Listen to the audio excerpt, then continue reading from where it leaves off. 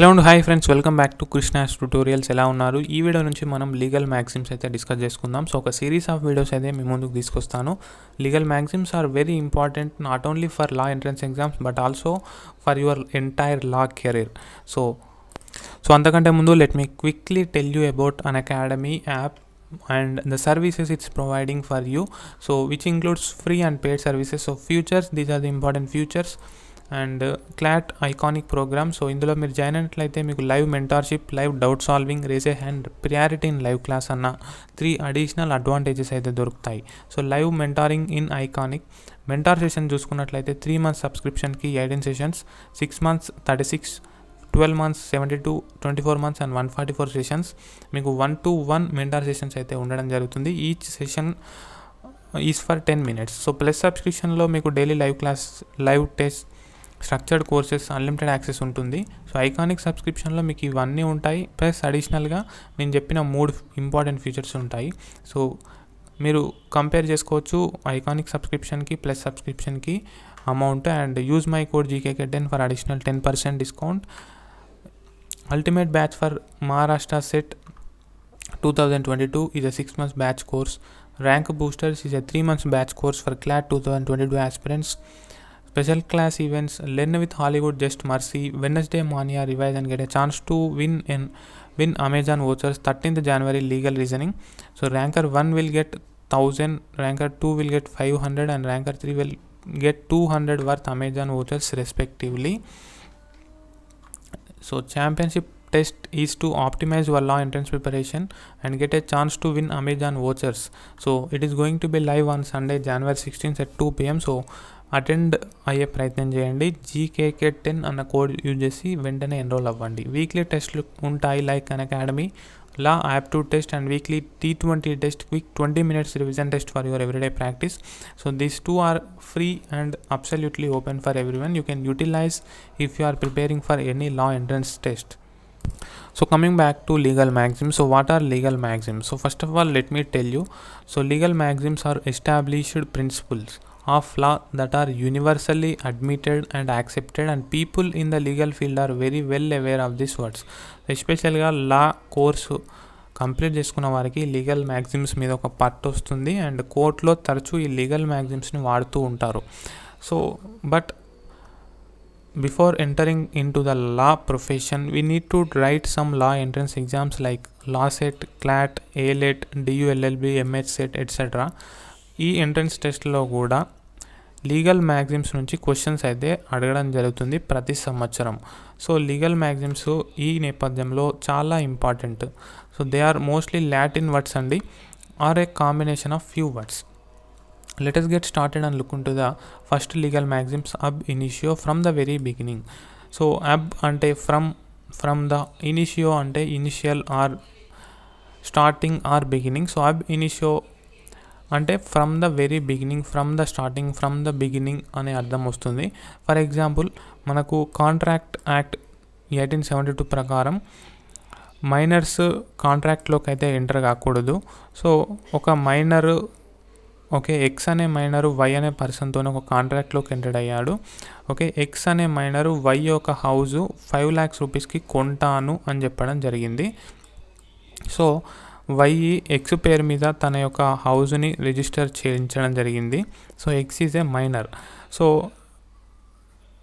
హౌస్ని మైనర్ మీద రిజిస్టర్ చేయించాడు ఎక్స్ పేరు మీద, బట్ ఎక్స్ 5 లక్షలు అయితే పే చేయలేదు. సో ఇప్పుడు వై కోర్టుకి వెళ్ళాడు, నా హౌస్ రిజిస్టర్ చేసుకున్నాడు బట్ నాకు 5 lakhs పే చేయలేదు అని చెప్పేసి. సో కోర్ట్ అప్పుడు ఈ కేసును కొట్టేస్తుంది because it is void ab ఇనిషియో.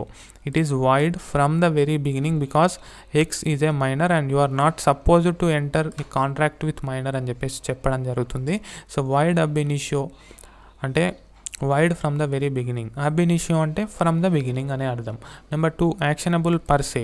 The very act is punishable and no proof of damage is required. So ఇక్కడ the act itself is a proof and punishable అండి. So no proof of damage is required. For example మీకు ఒక important and useful కేసులా చెప్తాను. So that is Ashby versus White. So Ashby versus White పేరు గుర్తుంచుకోండి, ఎగ్జామ్లో కూడా అడిగిన క్వశ్చన్ తరచూ వేరియస్ లా ఎంట్రన్స్ ఎగ్జామ్స్లో యాష్బీ వర్సెస్ వైట్. సో ఇందులో పిటిషనర్ తన ఓటు హక్కుకి అప్లై చేసుకోవడం జరిగింది. సో రెస్పాండెంట్ దాన్ని తిరస్కరించడం జరిగింది. పిటిషనర్కి ఓటు హక్కు రావడానికి అన్ని ఎలిజిబిలిటీస్ ఉన్నాయి, అయినప్పటికీ కూడా రెస్పాండెంట్ ఈ కేసులో రెస్పాండెంట్ ఓటు హక్కు కల్పించలేదు పిటిషనర్కి. సో అప్పుడు పిటిషనర్ కోర్టులో కేసు ఫైల్ చేయడం జరిగింది. నాకు అన్ని అధికారాలున్నా అర్హతలున్నా కూడా నాకు ఓటర్ కార్డు ఇవ్వట్లేదు పిటిషనర్ అని చెప్పేసి రెస్పాండెంట్ ఇవ్వట్లేదు అని చెప్పేసి పిటిషనర్ కేసు ఫైల్ చేయడం జరిగింది. సో కేసు ఫైల్ చేసిన తర్వాతే మనం అతన్ని పిటిషనర్ అంటాము. సో డైరెక్ట్గా అతని పేరు చెప్పకుండా పిటిషనర్ అంటున్నాను. సో ఫైల్ చేశారు, బాగుంది. సో అప్పటికి ఏమైంది, ఎన్నికల రిజల్ట్స్ వచ్చాయి. సో రిజల్ట్స్లో ఈ పిటిషనర్ ఎవరికైతే ఓటు హక్కు రాలేదో అతను ఎవరికి ఓటు వేద్దాం అనుకున్నాడో అతనే గెలవడం జరిగింది. సో ఇప్పుడు పిటిషనర్కి ఎటువంటి నష్టం లేదు, ఓకే. బట్ కోర్టు ఏం చెప్పింది, హియర్ రిటర్నింగ్ ఆఫీసర్ ఎవరైతే అనధికారంగా అధికారం దుర్వినియోగం చేశారో, అన్ని ఎలిజిబిలిటీ క్రైటీరియా మీట్ చేసినా కూడా ఓటు హక్కు కల్పించలేదో, సో ఆ రిటర్నింగ్ ఆఫీసర్కి పనిష్మెంట్ అయితే ఇవ్వడం జరిగింది. Because the very act is punishable, no proof of damage is required. ఇక్కడ పి అనుకున్న వ్యక్తే గెలిచినప్పటికీ ప్రూఫ్ ఆఫ్ డ్యామేజ్ అవసరం లేదు. ఇతనికి ఏం నష్టం జరిగింది, ఇప్పుడు ఓటు హక్కు ఇవ్వకపోతే అతను అనుకున్న వ్యక్తే గెలిచాడు కదా అని అడగవచ్చు. But that is not the case here. No proof of damage is required, the very act is punishable because ఇక్కడ పి యొక్క లీగల్ రైట్ వైలేట్ అయింది, ఓకే. పీకి ఇంజూరీ జరిగింది, injury in the sense legal injury అని అర్థం.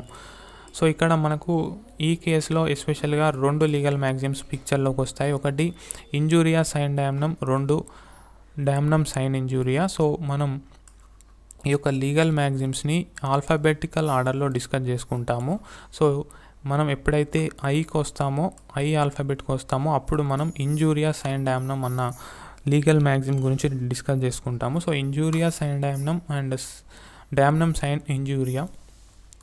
So injury without damage and damage without injury. So 2 సిమిలర్గా ఉంటాయి but different meaning ఇస్తాయి. అండ్ టీఎస్ లాసెట్ 2019 పేపర్లో కూడా ఒక క్వశ్చన్ అయితే వచ్చింది.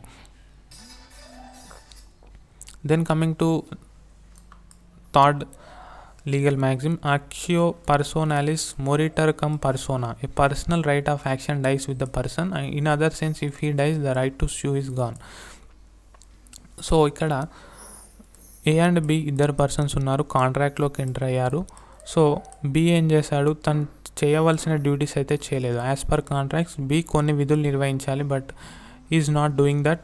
సో బట్ బి ఏమైంది, చనిపోవడం జరిగింది. సో అప్పుడు ఏకి ఎటువంటి రైట్స్ ఉండదు.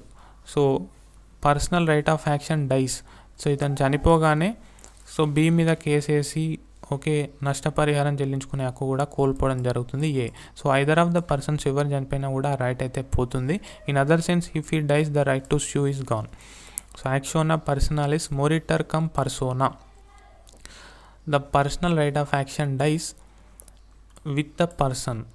సో ఇక్కడ యాక్షనబుల్ అనుంది, యాక్షియో అనుంది. సో మీరు కొన్ని రిలేట్ చేసుకోవచ్చు. ఇనీషియో అని ఉంది, ఇనీషియల్గా అంటాం మనం ఇంగ్లీష్లో, అంటే ముందు నుంచి. సో ఇక్కడ బిగినింగ్ అని ఉంది, యాక్షనబుల్ అని ఉంది, ఇక్కడ మనకు యాక్ట్ అని ఉంది, ఇక్కడ కూడా యాక్షియో అని ఉంది, పర్సనా అని ఉంది. సో ఇక్కడ పర్సనల్ అని ఉంది. సో ఆ విధంగా మీకు మీనింగ్ తెలియకుండా ఒకవేళ ఎగ్జామ్లో కొన్ని టిప్స్, టెక్నిక్స్, ట్రిక్స్ యూజ్ చేసి మీరు ఆన్సర్ని అయితే కరెక్ట్గా టిక్ చేసి రావచ్చు. I will be telling you all those things in upcoming videos. So stay tune. Actori incumbit onus probandi, the burden of proof is on the plaintiff. So civil కేసెస్లో మనకు 2 parties ఉంటారు కదా. సో ప్లేంటిఫ్ కేసు ఫైల్ చేసిన వ్యక్తి, next respondent ఎవరి మీద case file చేయబడిందో అతను. సో వాది, ప్రతివాది అనొచ్చు మనం తెలుగులో జనరల్ టర్మ్స్లో. సో నాకు నష్టం జరిగింది ఆర్ వల్ల, ఇతని వల్ల అని చెప్పేసి కేసు ఫైల్ చేయడం జరిగింది. ఓకే, అలిగేషన్స్ అయితే చేయడం జరిగింది. బట్ ఆ అలిగేషన్స్ని ప్రూవ్ చేసుకోవడానికి కొన్ని వ్యాలిడ్ ఎవిడెన్సెస్ అయితే తీసుకొని రావాల్సి ఉంటుంది. P in the sense petitioner or plaintiff. Okay, or తప్పు చేశాడని చెప్పాడు, బాగుంది. సో దానికి ప్రూఫ్స్ ఏంటి, ఆ ప్రూఫ్స్ తీసుకొచ్చే బాధ్యత బరువు ఎవరి మీద ఉంటుంది అంటే ప్లేంటిఫ్ మీద ఉంటుంది. Burden of proof is on the plaintiff. So in civil cases అండి, ఓకే, యాక్చువరీ ఇంక్యుంబిట్ ఓనస్ ప్రొబండి అనేది సివిల్ కేసెస్లోకి వర్తిస్తుంది. The burden of proof is on the plaintiff. In criminal cases the burden of proof lies on the prosecution. Very important. In civil cases, the burden of proof lies on the plaintiff, whereas in the criminal cases, the burden of proof lies on the prosecution. Number 5. Actus reus non facit reum nisi mens sit rea. So వీటిని డైరెక్ట్గా గుర్తుంచుకోండి. మీ memory power ఎంత చురుగ్గా ఉంటే మీరు అంత ఈజీగా గుర్తుంచుకోగలుగుతారు. అండ్ కొన్ని వర్డ్స్ మీరు రిలేట్ చేసుకోవచ్చు. Actus, act like that. So conviction of a crime requires proof of a criminal act and intent. So ఇక్కడ 2 ఉన్నాయండి, ఒకటి criminal act, 2 intention, right. So ఇక్కడ conviction of a crime requires proof of criminal act and intent. So ఒక crime జరిగింది అని మనం చెప్పాలంటే అక్కడ 2 ఉండాలి ముఖ్యంగా. ఒకటి క్రిమినల్ యాక్ట్, 2 ఇంటెంట్. సో ఈ క్రిమినల్ యాక్టే యాక్టస్ రియస్, ఈ ఇంటెంటే mens rea. Mens rea is related to mental in nature and actus reus is in physical in nature, physical activity. For example, okay,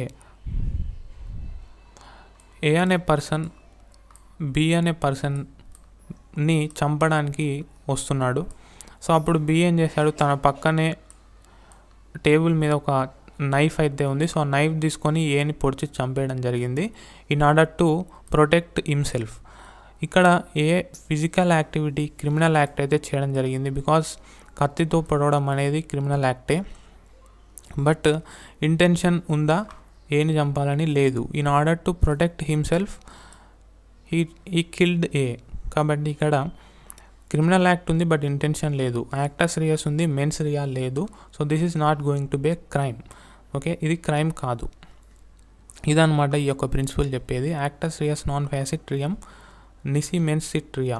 are an act does not make a defendant guilty without guilty mind or an act does not constitute guilty unless done with a guilty intention.